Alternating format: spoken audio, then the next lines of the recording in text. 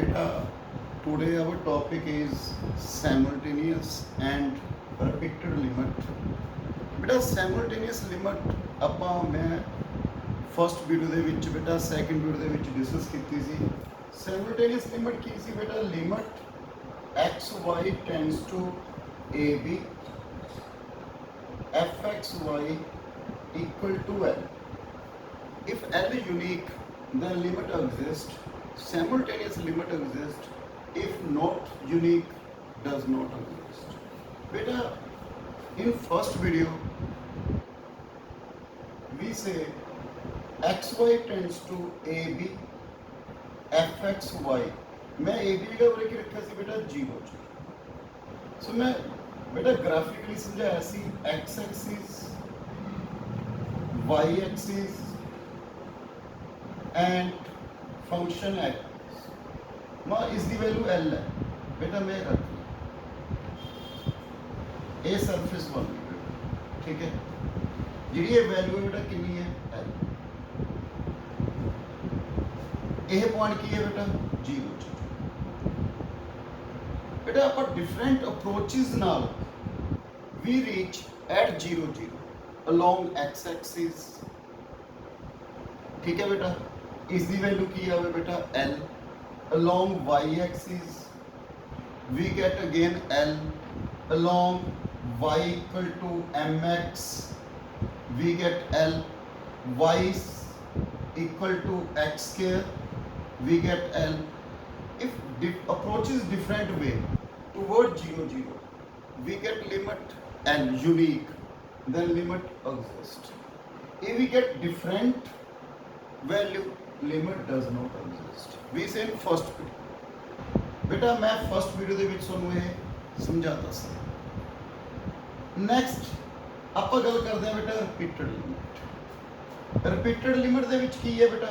Limit x tends to a, limit y tends to b fxy and limit y tends to b, limit x tends to a fxy।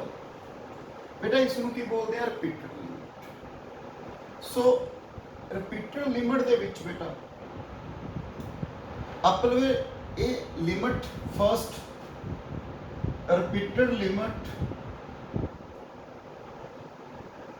exist but may not equal। बेटा हो सकता limit exist करे but equal now। Second repeated limit exist, बेटा हो सकता ये exist कर जी but and equal, but simultaneous limit may not exist। बेटा ये हो सकता है रिपीटेड लिमिट, देखो बेटा फर्स्ट के repeated limit exist may not equal, repeated limit exist and equal भी हो सकता है but simultaneous limit may not exist। Third point repeated limit exist and simultaneous limit exist. बेटा limits are equal, limit equal होएगी बेटा। सो बेटा ये है सी बेटा साइमल्टेनियस लिमिट, ये है बेटा रिपीटेड लिमिट। हुण बेटा जिवें फॉर एग्जांपल मैं क्वेश्चन रख लिया बेटा लिमिट fxy, बेटा एग्जांपल करवा रहे equal to x square minus y square upon x square plus y square x y not equal to 0 0। बेटा अपने प्रूव करना है repeated limit exist, limit x tends to 0, limit y tends to 0 fxy and limit y tends to 0, limit x tends to 0 fxy exist but simultaneous limit not exist। बेटा ये अपने prove कर does not exist. सो बिल्कुल simple है बेटा। पहला repeated limit की गल करते हैं। Limit x tends to 0, limit y tends to 0, x square minus y square upon x square plus y square.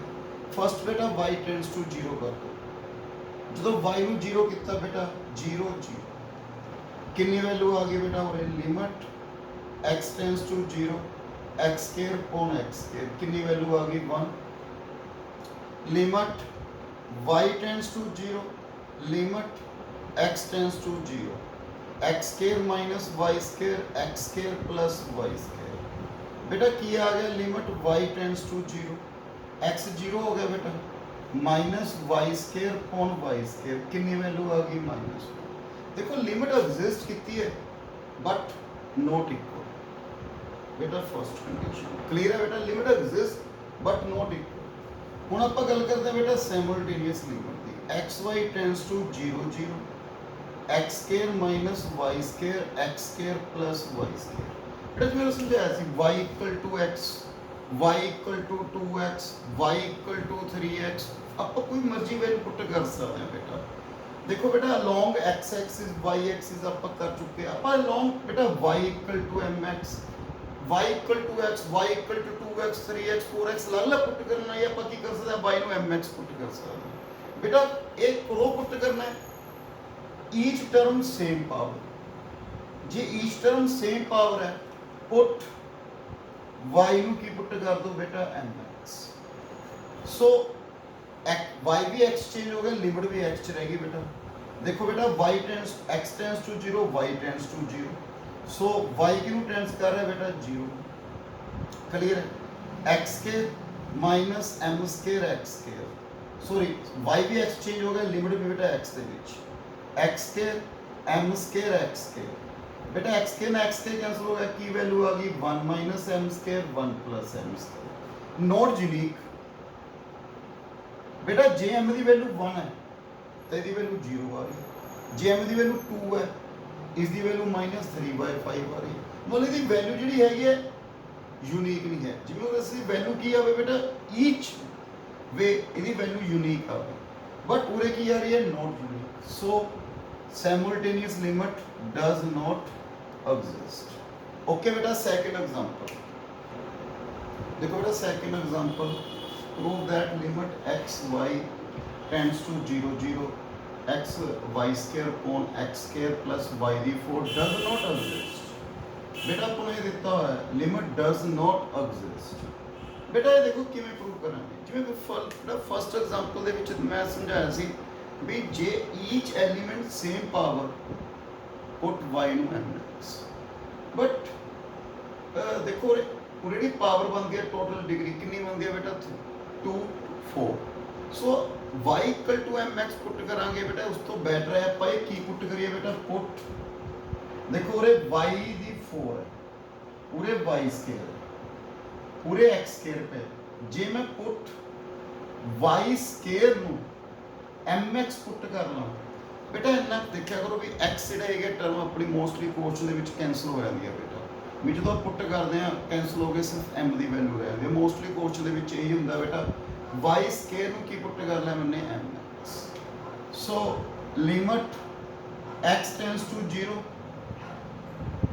x into mx upon x square m square x square. बेटा मैं और देखो x square सी, मैं y square ਨੂੰ mx put कर लिया क्योंकि y की पावर 4 है, जो मैं पावर करूंगा स्क्वायर कितनी बन जाएगा x स्क्वायर की आ जाएगा कॉमन 100। सो बेटा इस चीज को ध्यान रखियो, limit x tends to 0, m upon x के ना ऊपर x स्क्वायर कैंसिल हो गया, not unique, so does not exist. बेटा हुन एग्जांपल थर्ड की है x y equal to x square into y upon x की power 4 plus y square, x square plus y square not equal to 0 if x equal to y equal to 0। Prove that straight line approaches given the limit 0। जो straight line means y equal to mx एक straight line है but otherwise limit does not. बेटा कहना जे आप long straight line move करांगे ਇਹਦੀ limit 0 unique ਆ ਰਹੀ ਹੈ, but otherwise limit does not exist. So limit xy tends to 0 0 x square y upon x the 4 plus y square।